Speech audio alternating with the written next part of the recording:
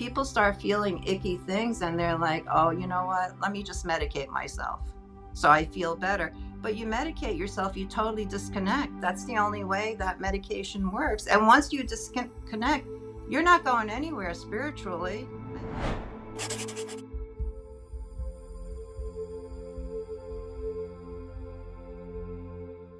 Hi everyone. I am so excited to introduce my friend Leyla Pinarli. Leyla is a beautiful human being that I had the opportunity to meet because she scheduled a private session with me. And one of the advantages that I have doing the work that I do is to be able to see the truth of who the people are that I actually talk to.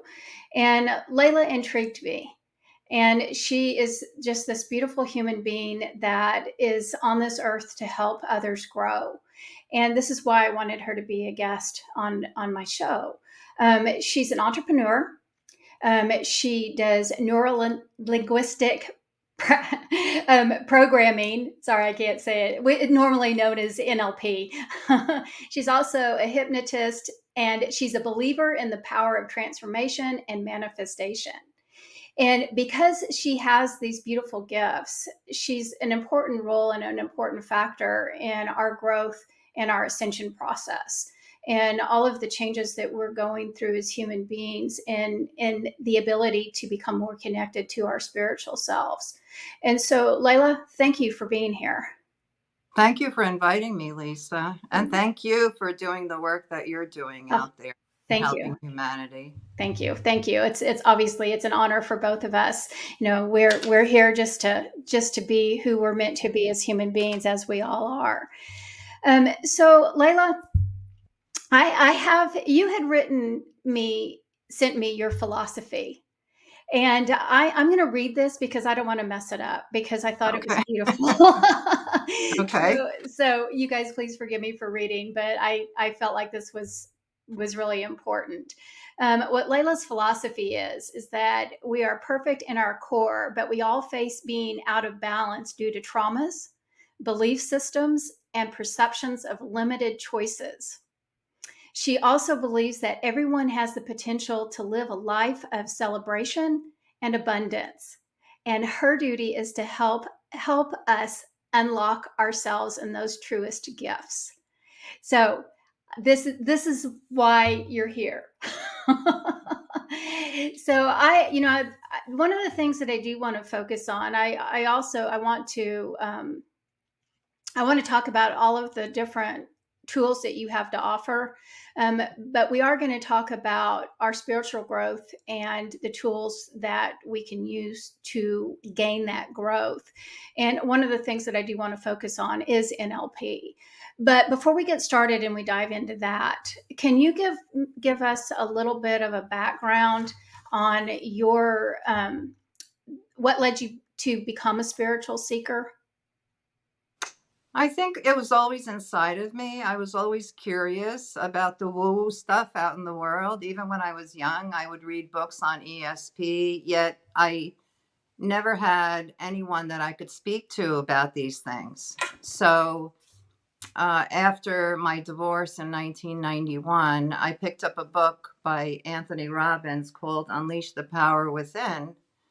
And after reading the book, I was pretty moved and thought, wow, there's other possibilities than the world that I've been living in and the limited perceptions that I had. So I read the book in 1991, didn't do anything with it. I did wind up starting my business in 1995. And then in 1999, I went to Tony Robbins' first seminar. And I mean, it doesn't seem like the first step in a spiritual path, but it actually was. Yeah, yeah. Well, but that actually leads into the next question. What happened in your life and this type of event? How did this lead you to the steps of the tools that you now use and that spiritual growth? Well, when I got divorced, I needed to find a way to make money. And Tony Robbins was a motivational speaker, so that's why I hooked into him. But one of the most profound things I took away from his seminars, and I did his seminars multiple times, like UPW, Unleash the Power Within 4 times, Date with Destiny 4 times. I mean, this was a 6-year event of multiple seminars every year that I would go to Tony, because he fascinated me, in what he was doing. He was inspiring people, motivating people, having people understand different parts of themselves. So the biggest thing that I took away from him was, that I was at cause for everything that was happening in my world. Mm. Because the definition of empowerment is that you take responsibility for everything that's happening in your world. Because the life that we're living today is a life that is based on all of the decisions we made along the way. Those decisions weren't made for us. We made those decisions. So based on those decisions is the life that we're living. So how can you blame your partner or someone else or the economy for, not finding a job when you could find creative ways of doing that? So that was the biggest aha for me, because I think we're under this umbrella of victimhood. Yeah. In this society. Yeah. We feel so disempowered because we feel like we don't have control over anything, including our behavior, including our perception, including our thinking. And anything that happens to us, it's like it's happening to us. We're not at cause at all. And, going to his seminars and, constantly listening to, him talking about how we're at cause for everything really made me realize that, I am creating my world based on every decision I make, based on my self-talk on a daily basis. Yeah. So that was the beginning for me. Tony Robbins does NLP to you. He doesn't quite teach you how to do it to yourself.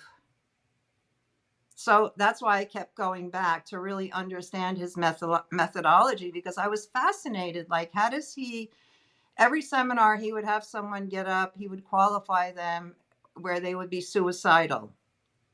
And then he'd have a 2-hour conversation with that person, and you can actually see their physiology start shifting, because now they're thinking differently, they're holding their body differently. And I'd be astounded. I'd be like, whoa, how does he do that? Taking copious notes every time I would go to try to figure it out. Yeah. And then I discovered the base of the methodology he was using was neuro-linguistic programming. Yeah. And So, I'm sorry, go ahead. And that's when I decided to step in. After I took his seminars numerous times, all of them, I then found out, he's doing NLP, and decided to pursue neuro-linguistic programming after that. Well, I want to build on this because I also want our listeners to understand why this is important for spiritual growth. And you basically already said it. Part of the growth that we're going through as human beings is allowing these past belief systems to be set free. Yes. And the way that we look at ourselves as victims is huge. And It's a huge part of these belief systems that keep us restricted. And in order to gain that spiritual freedom, it's breaking down those old belief systems and that old conditioning. And when you talk about you mentioned it as kind of on a broader scale. There's times that people, can look at themselves and look at, well, I don't victimize myself. I don't feel like I'm a victim. But I think in some aspect, I don't think that there's any human being on this earth that is immune to at some point thinking that they're a victim of something. And so it's a broad picture and a broad spectrum that if we can find the ability and the understanding of how we get back into that old pattern and that old belief system, and then recognize how it can free us up to become more of who we are when we let that go, it's one step closer to that spirituality, that ascension process that we're moving towards. And so that's the reason why I really wanted to talk about this, is just to make sure that, we all understand how we make choices and decisions with not even recognizing it consciously of where those choices and decisions come from. So here comes Leyla. And this is why we're chatting. So I'm going to use you as an example, just because, I think that you had some stuff, some patterns that you recognized that you needed to let go of. So when you started realizing these, by going to Tony Robbins, and yay for him, isn't it so funny that he doesn't call himself a spiritual leader, but when you break down all of that, he is in his own way that leader and that teacher. So when you begin to recognize that you were having some blockages, Mm-hmm. how did this lead you to not only NLP but some of the other techniques? What were you feeling that you needed to let go of and find the ability to let it go, and where did you think it was going to lead you to? Well, interestingly, I was drawn to take Tony Robbins seminars because it was sort of business oriented, and I had just started a business and I wanted to learn more about, what the right things were to do and deal with people and communication and all that. Um, for me, I didn't even know I had trauma Mm-hmm. at all. I thought I had a perfectly normal childhood. Apparently, I was really good at blocking off completely that portion of my life. So I was I was in NLP, and Matt James is who I took my course from. Now, Matt James's father is Tad James, and Tad James and Tony Robbins studied with Richard Bandler, who's the father of NLP, back in the late 70s. And they both went off into two different paths. Tony Robbins wanted to touch millions of people, and Tad James wanted to teach and certify people. So Tad James's son, Matt James, is who I took my NLP courses from, Empowerment Partnership. Mm-hmm. So, when I was in the course, he was doing stage hypnosis. He was teaching us stage hypnosis during NLP, and he's putting us in a trance to see who's most susceptible. And those are the people that the stage hypnotists choose are the most susceptible people to go up on stage. So he's putting us into a trance, and, the trauma came up. And I was like, oh, that's interesting. And then it kept coming up. And I thought, wow, I had to acknowledge it at that point. So my trauma actually came up when I was taking NLP. I didn't even think there was anything wrong with me. I'm like, most people come into this field because they have issues and traumas. Me, I have nothing. Yeah. I'm really cool. Yeah. Well, but I think that's important for people to recognize, though, because we just think that we just live life, well, that was just something that happened.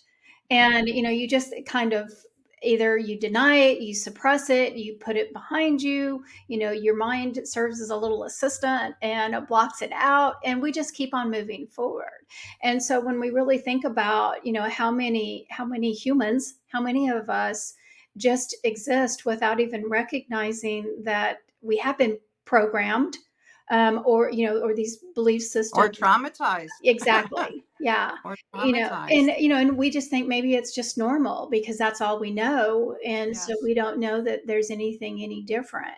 And I think that that's what's going to start changing, for us, is for that stuff to start coming up. So I'm really glad that you mentioned that. Well, I think these things start coming up when you start pursuing this path. Hmm. If you've blocked it, then you're pursuing a path, and the unconscious mind says, oh, she's willing to work on her stuff.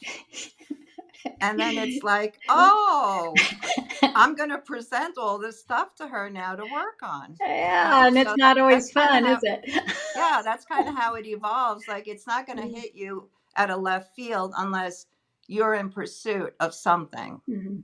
And once you go into pursuit, then your unconscious mind understands that you want some healing. Yeah. And then it presents it to you. The mind is so fascinating. The more I learn about the mind, the more fascinating I find it. I mean, it protects us, right? And it's protecting us from not having to deal with something that we're not prepared to deal with. Right. Right. Yeah. And I think that that's something that, it's kind of hard, like coming at that angle from the spiritual perspective. The mind can actually work in conjunction with what our guides are able to provide us. And it's almost the way that I see it is that, the universe knows what we're ready to start working on Yes. and start working through. And Yes. when the mind can recognize that we're working in tandem together, Yes. then it brings up the stuff that it's time for us to look at. Absolutely. Yeah, it's interesting. And they can work hand in hand simultaneously, if we allow it to happen. And again, if we just don't want to face it, then we'll just shut that down and live in denial. And Right. yeah.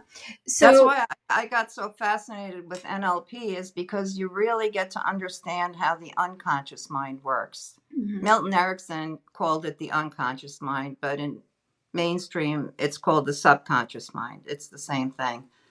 Um, so you really learn how does the unconscious mind function, mhm, and how is in your nervous system, neuro-linguistic, spoken or nonverbal language encoded and programmed into your nervous system, mhm. Yeah. right? So the unconscious mind does that. That's why, if you're in the habit of smoking, you stop smoking for 20 years, you pick up a cigarette, boom, your nervous system lights up and you're right back into it again, Yeah. Yeah. So it allows you to understand how habits are formed. I Mhm. mean, we're forming all these patterns and habits and behaviors and perceptions before we're even 7 years old. Yep. Yep. And then that runs our life for the rest of our lives unless we become conscious to patterns that aren't working in our highest good. Yeah. Yeah. So we're kind of jumping ahead, but I'm going to go ahead and ask this question, and then I'm going to kind of backtrack a little bit. Okay. So we're already. I was going to ask this question a little bit later, but we're kind of jumping into it. So let's kind of give us a definition of what NLP is. What does it do, and NLP, how's it done? it's a field of study. Um, what happened is in the early 1970s, Richard Bandler was a mathematician in the University of California, and John Grinder was a linguistics teacher. So both of them became curious as to how therapists really create change in people. So they got interested in Virginia Satir, who was a family psychologist, and she was um, very much about communication and getting very specific about getting into the person's model of the world in order to bring the family back together again. Fritz Perls was another psychologist that they modeled themselves after, and he came up with the Gestalt therapy. Mm. And he was very much about mind body connection and being present. And the third person that they modeled this field of NLP after is Milton Erickson. Milton Erickson was a top hypnotherapist, psychiatrist, accepted by the MAA. 60 years, he was a hypnotherapist, one of the best, absolutely incredible. And the way he would do it is he would be very indirect to bypass the conscious mind and work directly with the unconscious mind to Mm. move the person in the direction they wanted to go. So he would use a lot of ambiguities, metaphors. So what Richard Bandler was very proficient in was being able to, because what happens is when these people get so good, they don't know what they're doing. They're just doing it. It's very unconscious for them, Mm. right? So Richard Bandler came in and he was so good at modeling these people that they were able to chunk down and really figure out what is it that they're doing. that's creating permanent transformation in people. Mm. So the whole field is pretty much about transformation. It's about examining your belief systems, your thoughts. Um, there's different modalities like the phobia cure, which you use with your imagination about a negative situation that happened in your life. So you could take the charge out of it, like if you think about something and you get angry all the time, there's a modality that we can do that will take the charge out of that. The experience will be there, but you won't be so attached to it anymore. There's a disconnect happens. Like a friend of mine couldn't get up on a step ladder for fear of heights, so we did it with her. She was fine after that. Another friend couldn't fly. We did it with her. It's Mm-hmm. fine with that. So I've done that many times with people, even in mild situations where there's a fear of something happened, whether in their childhood or recently, that we make that disconnect so they can deal with it much better when they think about it as a memory. Okay, so is NLP a form of hypnosis? Hypnosis is a part of NLP, but Okay. NLP is not hypnosis, Okay. because hypnosis has to be a part of NLP. It's Okay. communication, right? Like I'm communicating to your conscious and your unconscious mind at the same time. Okay. Okay. So give me an example of how, like if I had a session with you, Yes. then what would the process be? Depending on what you're working with, what Okay. challenge you may have, what blockage you're working with, what trauma you may have gone through. Is in business, I work with a lot of business owners. Mm-hmm. Some people have an issue asking for money. Mm-hmm. Simple, right? Yeah. Yeah. Yeah. Yeah. They can't follow up Uh, and ask for money. So that becomes an issue. Some business owners are afraid to have fierce, I call it fierce conversation, but uncomfortable conversations with their employees. mm-hmm. Mm-hmm. So why is that? What's Mm-hmm. the core issue Mm-hmm. that's creating that block? So how do you get to that core issue? It's a process. I mean, now it's unconscious for me to even explain it. Okay. Asking questions like, what are you dealing with? When was the first time you felt like that? Okay. Okay, it's always going back to the first time. Okay. And then if they don't remember, it's like, well, if you did remember, what would it be? Make it up. Okay. Okay. And the reason why I'm asking this is because what you're saying is very much in alignment of what my Akashic records, my guides, how we work in a very and it's I can't even say it, but let's say, for example, if you come to me and you're asking, you have this particular pattern, and Mm-hmm. you want to understand where this pattern originated from, Mm-hmm. then my guides, with the way that they work, is that they take that person back to the first time that this pattern began. Yes. And so, but the reason why this is so important to me is that, people are constantly asking me, how do you let go? How do you let go? How do you let go? Because the way that my guides have always explained it is that, the way for us to ascend is that we've got to let go of these old patterns and these old belief systems, these old traumas. And the more that we can let this go, then the more that we stand in the wholeness of who we are, which is, that spiritual self. Yes.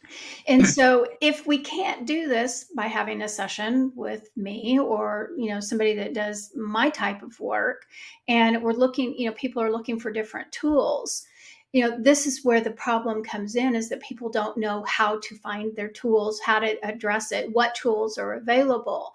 And so this is why you are so important at this particular time, and why I wanted people to understand what you do and how this works.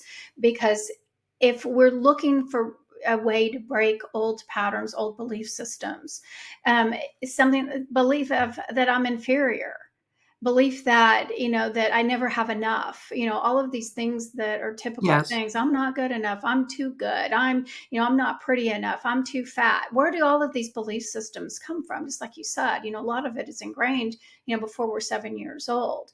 And Right. so if we can't figure out how to get down to that, then sometimes we need tools. And so one of the tools that we can use is NLP to be able to get to that, so that we can break these old cycles and this old energy flow and move into that more spiritual aspect of who we are. Yes. So for you, what led you to recognize, it's like what's happened in your life? I understand that you started going to the Tony Robbins things, but what happened that helped you really see that you needed to do this emotional release work? And then how did it affect you once you really started diving into doing it? So, like I said, I discovered that I had trauma while I was in NLP. And once the path started opening up, um, people are always like, oh, we have to raise our consciousness, and, let's raise our consciousness, and let's just raise our consciousness. And how do you do that? Like oftentimes we don't get the how to of doing these things, like, stay out of fear and go into love. Well, if you're in a fearful state, I hear this in metaphysics all the time. Yeah, don't go into a fear state, stay in a love state. It's a better energy. But when you're in fear, how do you do that? Yeah. That's impossible to jump from fear into love, because that's the energy that you want. It's not that simple. Mm-hmm. Yeah. So what happened was, because I was so entrenched on this path of releasing negative emotions and traumas, what happens is, when we have pain in life, it's in our nervous system, right? We have one trauma, one pain, it's in our nervous system. Something similar happens, it hooks in with the first thing. Another thing happens, it hooks in again. It becomes this gestalt, this ball of pain that sits inside of us. So when this ball of pain is sitting inside of us and we get triggered and we have another pain situation, it's hard for us to get out of it, because now we get sucked into all of that energy we're already holding inside of us. So once I started releasing, that sack of pain opened up, and oh my God, it was just like, it's energy, right? Like every emotion is an energy that, Yeah. If we're holding on to it, it's sitting in our body. So it just started moving. Mm-hmm. And when it started moving, I would like spontaneously start crying for no reason. Like I was thinking that I was losing my mind at the time. I'd be happy one moment, I'd be sad one moment. Like all of these emotions were coming up, but there was nothing in my world that was triggering them. So to me, it was like, this is crazyville. And I really, honestly, if I wasn't in this field, I probably would have thought that I was losing my mind, and probably would have went for medication like everyone else. Yeah. Yeah. Yeah. But I'm like, wow, this is really interesting. And it went on for 2 years. Like it was very spontaneous at different times. And there'd be moments that I would go into excruciating pain. And I truly believe during those times I was tapping into the universal consciousness of the collective pain body, because it was so huge. It was so unbearable. But it was bearable because I got to the other side of it, right? Yeah. So that's what clearing emotions is releasing this ball of pain, or this ball of fear, or this ball of loneliness, or whatever shows up for you, that you're holding inside. When it comes up, you just allow it. You just have to feel it in order to move it. Like people start feeling icky things and they're like, oh, you know what, let me just medicate myself, so I feel better. But you medicate yourself, you totally disconnect. That's the only way that medication works. And once you disconnect, you're not going anywhere spiritually. I hate to say. Because we were taught that we can work with people, but it's really not going to have the impact on them, this transformational work, if they're on medication. It just doesn't work. Well, I agree with that. And I think that that's a big thing. And we're a society that is we're taught just to shut it down and not to move through it and process through it. So, can you kind of talk about some of the symptoms that once you start, you start? I mean, you kind of just described it, but is there a pattern if I start realizing that something's coming to the surface for me and it's an old belief system that's uncomfortable Mm-hmm. and or trauma, the way that I was treated as a child, for Mm-hmm. example, and the grief starts coming up for me that Mm-hmm. I long to be treated differently, and these pains and the feeling of abandonment or Mm-hmm. something starts coming up, and it begins to start processing through me. Do you?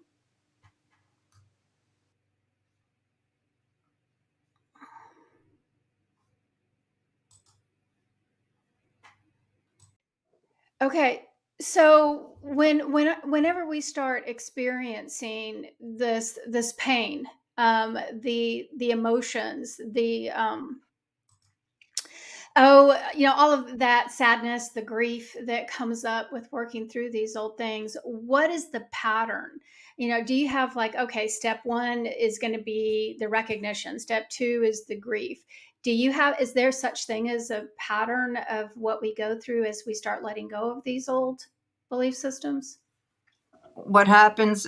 The only pattern I could suggest is whatever comes up, be okay with it, Uh-huh. embrace it.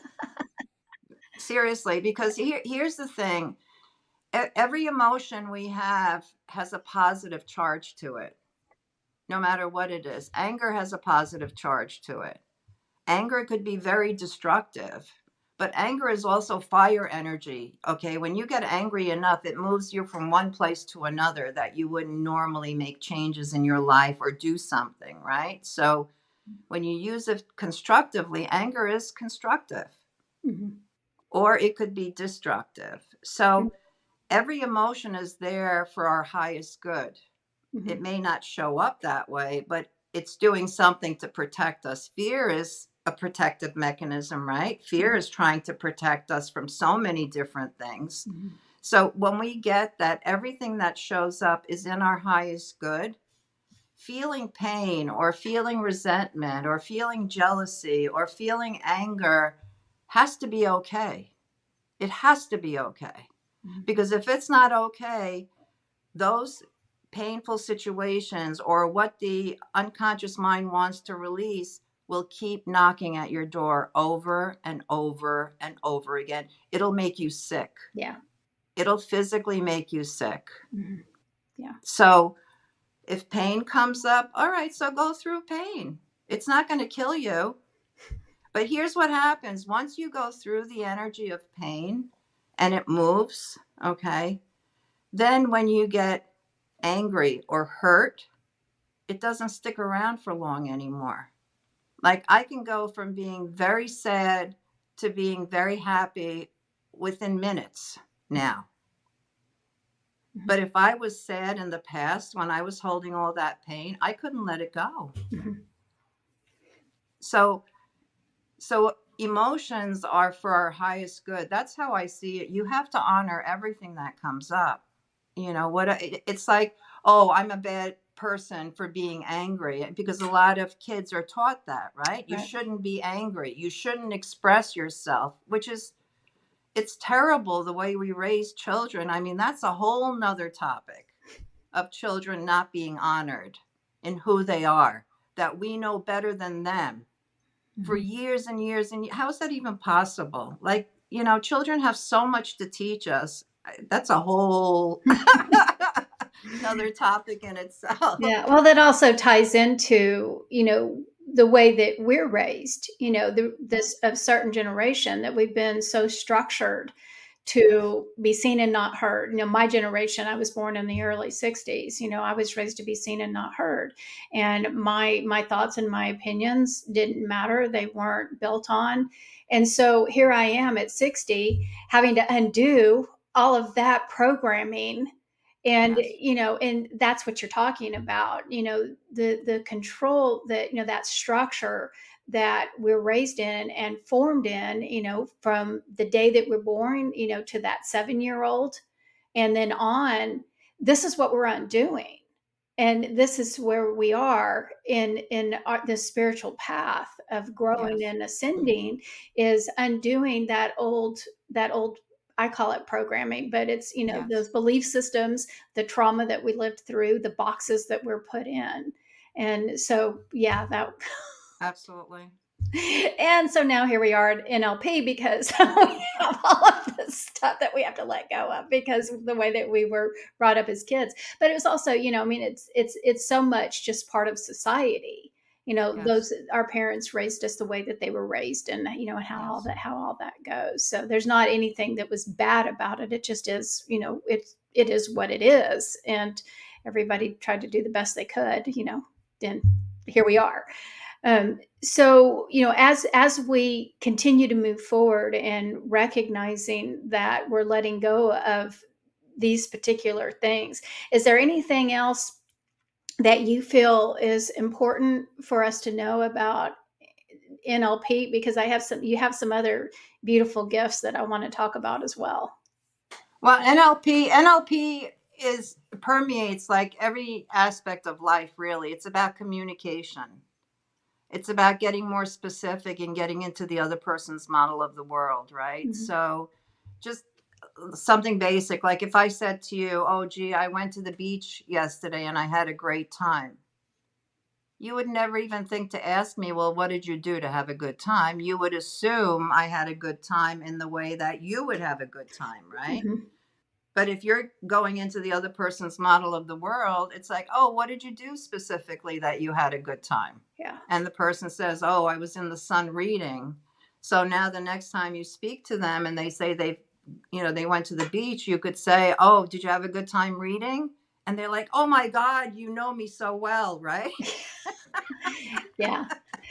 Well, So much of communication is all these ambiguities and us making up our own stories about what the other people are saying. And Virginia Satir was really very good with this about getting more and more specific. Tell me more.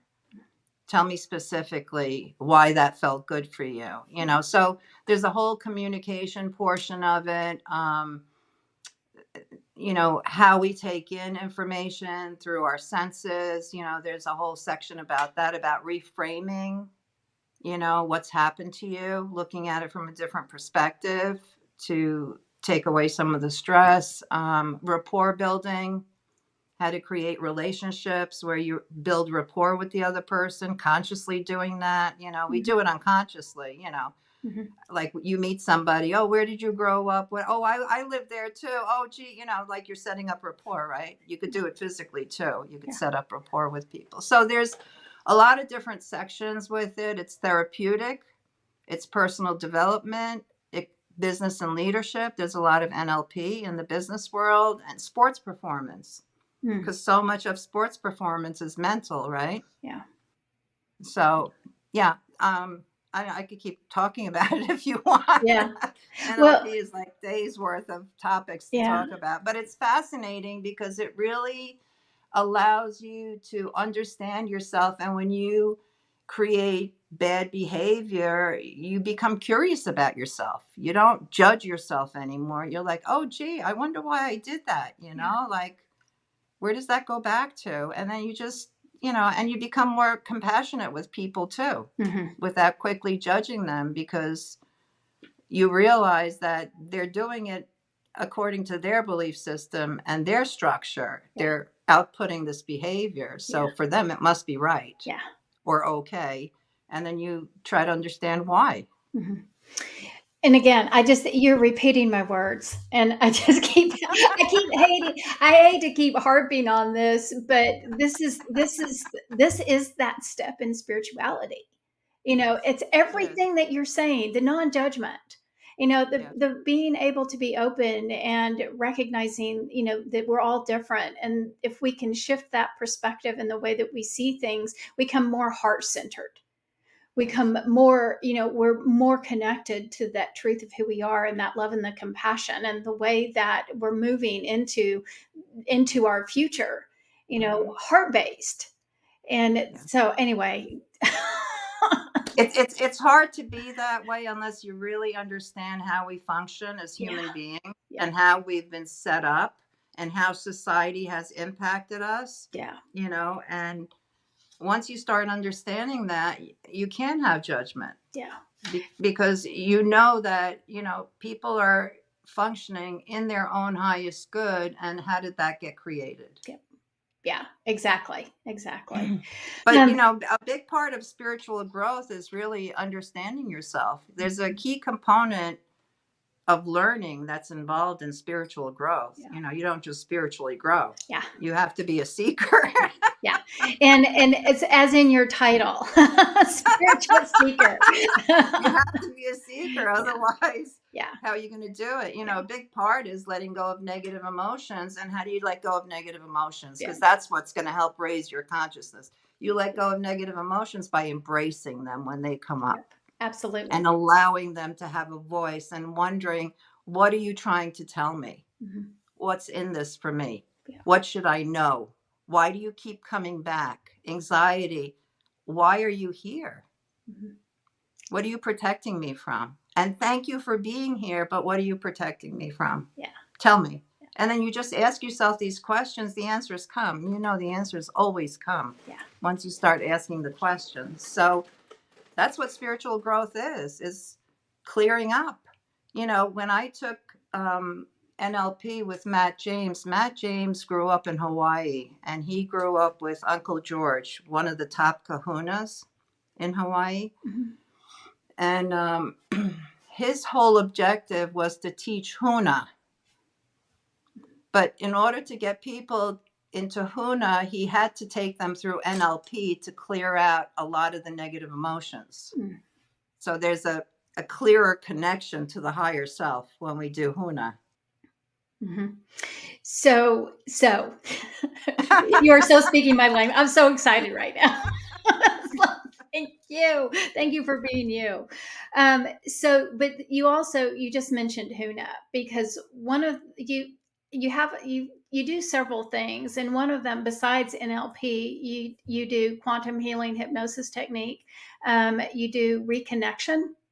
Huna is another one, and then food. And so, and transcendental meditation. yeah, and so I kind of wanted to touch on, because again, these are different techniques to help us to become more clear, letting go of that stuff. So do you want to go ahead and jump into a little bit of explain what Huna is? Just a brief Huna is explanation. Huna is wisdom of the Hawaiian people. Huna means secret knowledge or hidden. That's the meaning of Huna. Kahuna means the holder of knowledge, like a shaman. So a kahuna of healing would be a shaman. Mhm. They had kahunas of canoe making, different kahunas of hula. Uncle George was a kahuna of the hula dances, right? So the kahunas held the wisdom, and they passed it on from generation to generation within their own lineage. Mhm. And it was very hard for white people to find out, what do they do? What is this all about? It was hidden. They hid it in the hula dances. Okay, the wisdom is in the hula dances. Every movement means something. Mhm. It had to go underground, right? But Max Freedom Long decoded the ancient Hawaiian wisdom of how things move, and he brought it down to core principles, which is the three selves again: the higher self, the lower self, which is the unconscious mind, and the conscious mind. And then there's mana, which is the life force energy. A lot of work is done with the life force energy, which is the ha breath. You breathe and you move the energy when you're doing the work. Also, Pono is balance and harmony. That's another aspect of it. Pono means to make right. Many people have heard of the forgiveness technique called Ho'oponopono. Yeah. I don't know if we want to take time talking about that. Okay. Yeah, we're running short on So, time. okay, so much to talk about. Yeah, that's Also, aloha, which is love and compassion. Aloha is a way of being, and makia, which is focus and energy, mana, which is the present moment and the key to accessing power and creating change. So you work with the energies, with the earth, the wind and fire. You work with the elements and calling down the energies in order to um, produce whatever it is that you want, healing or manifestation or. yeah. Okay. So can you jump into the quantum healing hypnosis technique and Sure. just again just a real brief explanation and how to use it? Sure, it's a technique that Dolores Cannon came out with. Dolores Cannon, unfortunately, she passed away a few years ago. I did take a cruise with her to the Panama Canal for 2 weeks to learn a quantum healing hypnosis therapy. But she was a past life regressionist and a hypnotherapist, and she's an author. She has many, many books out, Between Death and Life, Convoluted Universe, Three Waves of Volunteers in the Earth. She has numerous, numerous books out. She was prolific in authoring books. She got so much information with the therapies that she was doing. So when she was doing her hypnosis, she discovered that for healings, people would like jump into past lives constantly. So somehow they would jump into past lives, and the unconscious mind knew how to disconnect whatever issue they had going on, and they were healed. So then she set up this system of purposely doing that, putting people into past lives. Like, what's the most significant past life that's associated with the issue that you're going through right now? And you just allow the unconscious mind to take you there. So you actually put a person into a trance state and have them go back to that most significant past life and have them step into it. And then you ask them what their shoes look like and what the ground looks like and what their environment looks like. And you get them totally into that past life. And whatever issue happened there, you take them to the end of their life and have them look over their life and take the learnings away from it. And that somehow disconnects that energy from the present. Yeah. That's it in a nutshell. Yeah. And that's pretty significant. So what is reconnection? Reconnection is a modality that Dr. Eric Pearl, it came through him. It's using the universal energy. It's like Reiki. It's, healing, energy healing, but it's different. It's using frequencies from the universal energy. I mean, when I work with people that do Reiki, they say it feels different than Reiki. Yeah, it has a different feel to it. There's two sections to reconnection. There's reconnective healing, which is like Reiki, where the energy moves through you to the person. And there's reconnection, where it's actually a process, a specific process you go through in order to reintegrate the energy meridians with the ley lines of the planet and the energy grids of the universe. So that's a specific process that you go through. And then you're basically aligning the universal frequency to promote healing in people and higher states of consciousness. It's involved with that too. So one really interesting experience I had, well, I had many, but the very first one was, in order to do reconnection, you have to experience reconnection. So when I went to go experience reconnection, I felt like this roller was on my belly, right? Back and forth, back and forth. And I'm thinking, why is she doing a roller on my belly? That's crazy. I opened my eyes and the girl is behind me. She's not even near my belly. And I'm like, whoa, because he was saying entities will come in and work on you for the healing when you're getting reconnected. So very cool experience. Yeah. So because we're running out of time, I want to talk a little bit about self-talk. Okay. Because that's a huge thing. So, and again, It is. yeah. So, can you, like, in a very short, kind of a brief explanation? So, first of all, self talk is what?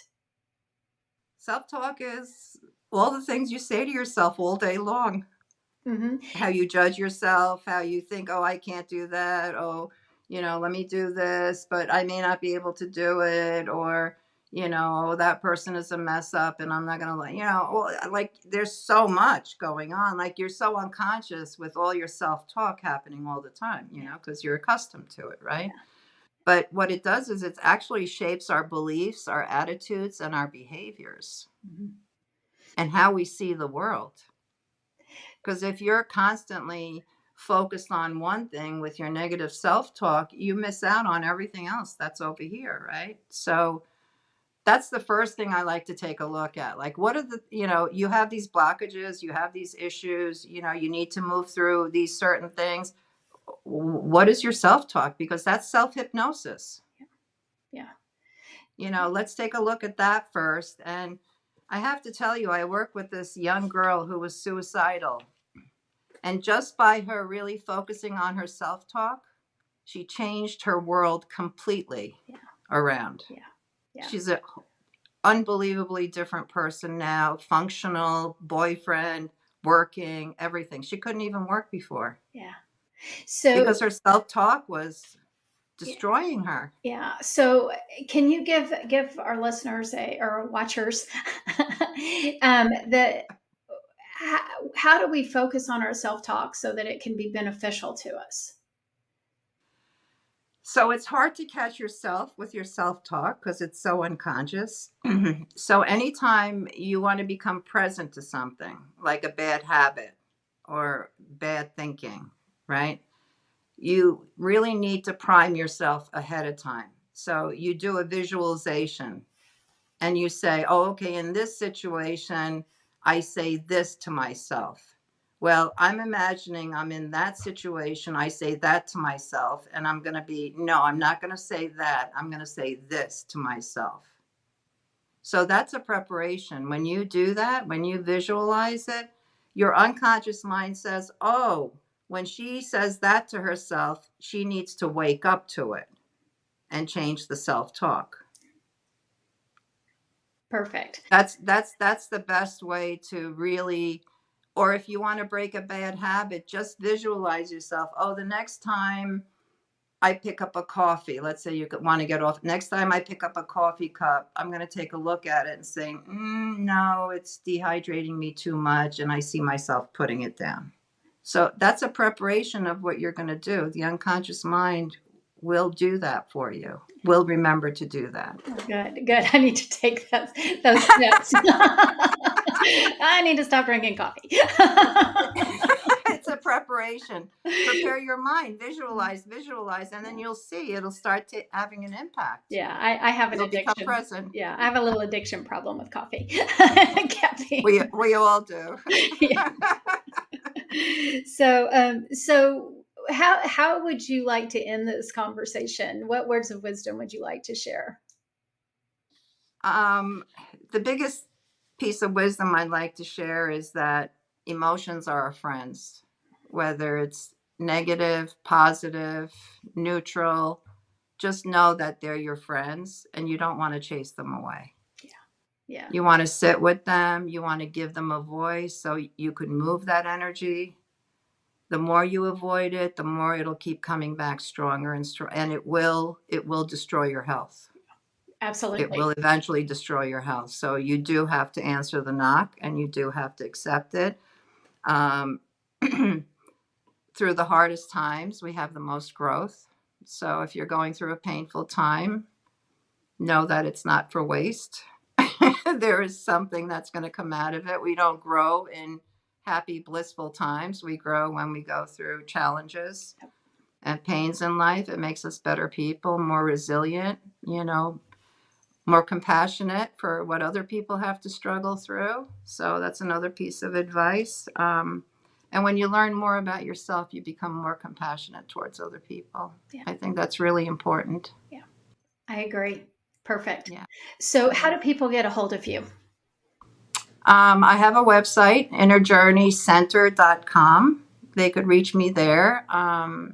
They could email me, Leyla Pinarli at AOL.com, oldie but goodie. Mhm. And my phone number is 631-379-8990 if Okay. anyone wants to reach out. Yeah. Layla, thank you so much for sharing your wisdom. It Thank fills my you. heart. It's such a pleasure to talk to you. So thank you. And for everybody that's watching, thank you for joining us, and hope to see you next time.